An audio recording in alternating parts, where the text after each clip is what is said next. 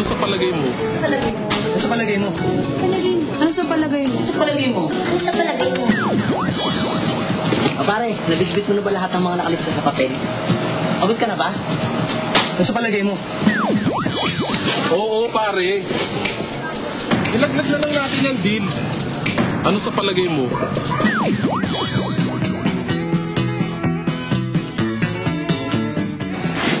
Ay, kakapagod.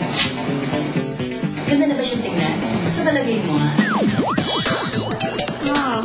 Anong problema? Okay na ba itong issue ko? Ano sa palagay mo?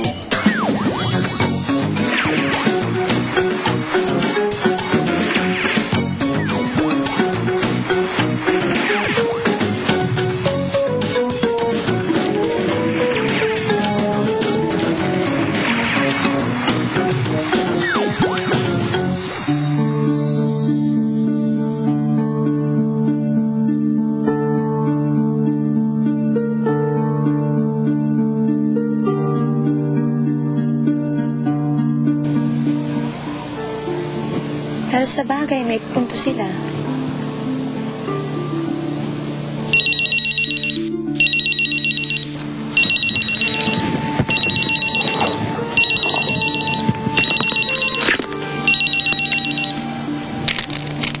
Hello, anak?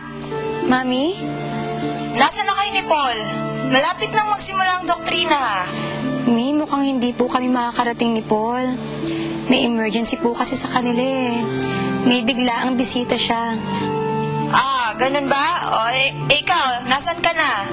May dinaanan lang po ako. Kaya lang, naipit po ako sa traffic, Mi eh. Hahabol na lang po ako.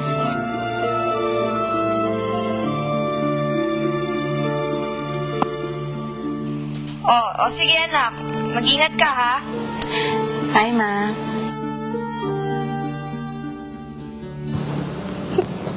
Hoy, Michelle! Anong ginagawa mo rito? Bakit ka nag-iisa, ha? Testa, saan ka galing? Mukhang galing ka opisina, no? Ay, hindi. Alam ko na, pupunta ka ng kapilya, no? Ay, hindi. Galing ako kina Kuya Ferdy, yung pinsan ko. Ikaw, pupunta ka ba ng kapilya? Hindi nga eh. Kaya nga si Mami tinawagan na ako kanina sa cell. Hinahanap